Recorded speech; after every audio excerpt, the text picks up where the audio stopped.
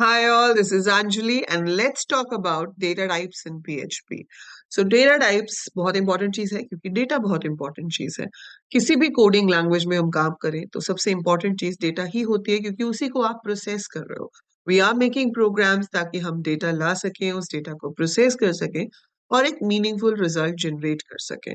अब data type क्या होता है, मतलब किस किस टाइप की वैल्यूज पे आप काम कर सकते हो एक पर्टिकुलर प्रोग्रामिंग लैंग्वेज में।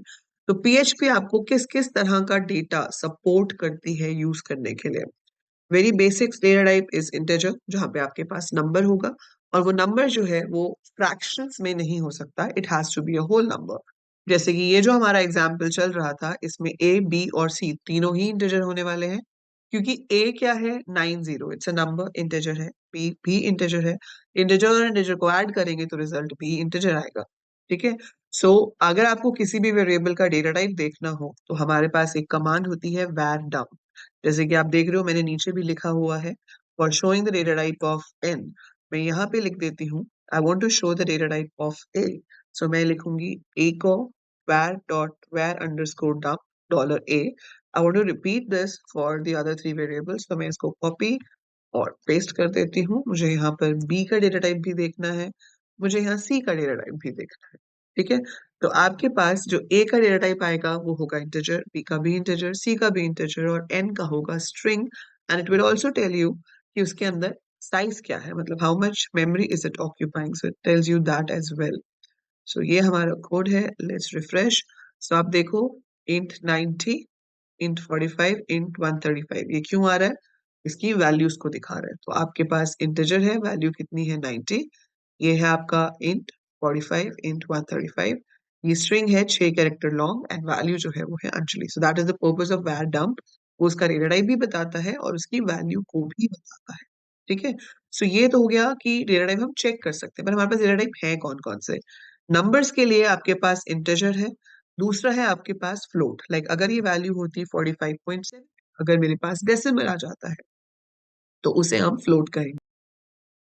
नाउ सिंस एक इंटीजर है और एक फ्लोट है तो उसको ऐड जब हम करेंगे तो रिजल्ट भी हमारा फ्लोट हो जाएगा। सो अगर आप इस कोड को सेव करते हो और अपना पेज रिफ्रेश करते हो तो आप देखोगे कि आपके पास ए का डेटा टाइप तो इंटीजर आएगा, बी का डेटा टाइप आपके पास फ्लोट हो जाएगा और सी का डेटा टाइप भी आपके पास फ्लोट हो जाएगा। सो इसका डेटा टाइप फ्लोट हो गया, इसका भी फ्लोट हो गया, because one integer and one float added together will give you float. ठीक है। स्ट्रिंग को हम सिंगल कोट्स में भी ले सकते हैं, डबल कोट्स में भी ले सकते हैं। And string is collection of characters, तो कोई भी सेट ऑफ कैरेक्टर्स आपके पास हो, अल्फाबेट्स, डिजिट, स्पेशल सिंबल, कुछ भी, when you have a collection it is said to be a string. इसके अलावा आपके पास क्या डेटा टाइप्स पॉसिबल है, तो इंटीजर, फ्लोट और स्ट्रिंग तो हो ही गया। इसके अलावा बूलियन डेटा टाइप हम ले सकते हैं।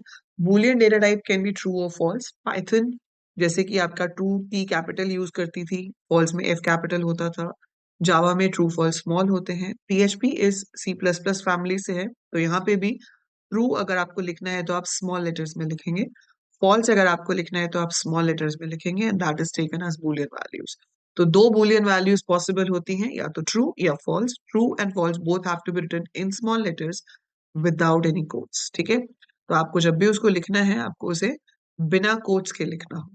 सो अगर मैंने यहाँ पर लिया है dollar answer is equal to true, so this is a boolean value. ठीक है।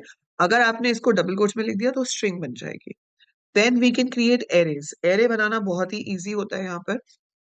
जैसे मैंने यहाँ पे बनाया डेज इज इक्वल टू, अब यहाँ पर आप क्या कर सकते हो, हाँ लिख दो एरे एंड राउंड ब्रैकेट के अंदर आप वैल्यूज दे दो, जैसे कि Monday, Tuesday,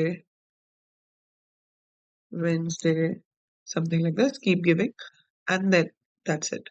So now I write, I want to see the memory and the data type of a answer. Then I want to see the same thing for days. तो आपने इसको save किया and we just refresh it. You can see it's bool true.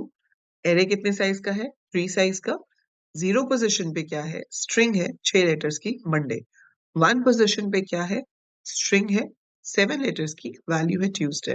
अगर आपको array print कराना है तो आप डायरेक्ट एको करके एरे को प्रिंट कर सकते हो। आपको एरे खाली प्रिंट करने के लिए इसकी जरूरत नहीं है। तो अगर मैं यहाँ पर लिख दूं एको and I want to print the array, so I can first concatenate this br thing and then write days. br क्यों लिखा मैंने वो आप मुझे कमेंट्स में लिख के बताओगे कि मैंने यहाँ पर एको में br क्यों दिया है। ठीक है, सो इसके बाद array to string conversion उसने नहीं किया। Okay, that's the warning. So it is just printing that it's an array, it's not printing the values. If you want to get the values, you have to write like this.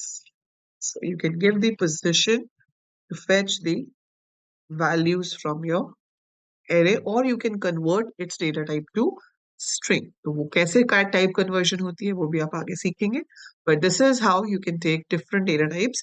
इसके अलावा हमारे पास यहाँ पे एक null value होती है। null का मतलब होता है nothing. So when null is processed with anything उसका result भी null ही आता है।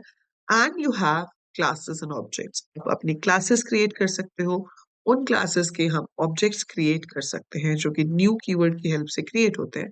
तो क्लासेस एंड ऑब्जेक्ट्स वाला कंसेप्ट अभी आगे जाके करेंगे, बट ऑब्जेक्ट्स होते हैं यहाँ पर, तो आपको ये पता होना चाहिए कि पीएचपी में भी क्लासेस बनती हैं, ऑब्जेक्ट्स क्रिएट कर सकते हैं। We do have new keyword here to allocate the memory, but these are the basic data types we have: integer, float, string, boolean, array and you also have a null value. ठीक है, so these are the data types. और फटाफट से comment में लिख के बताओ मुझे कि ऐसा कौन सा फंक्शन है, अभी दिख नहीं रहा है यहाँ पर, और बिना पीछे जाए देखते हैं किस किस को याद है। बिना पीछे जाए किसको याद है कि जो फंक्शन है जिसकी हेल्प से हम ये प्रिंट कर रहे हैं कि क्या डेटा टाइप है और वो कितनी मेमोरी ले रहा है, क्या वैल्यू है, उस फंक्शन का नाम क्या है। So write down the name of the function in the comments below. Let's see who all remembers it. So that's it for this video. जाने से पहले लाइक जरूर कर दीजिएगा, share and subscribe. I will see you in the next video.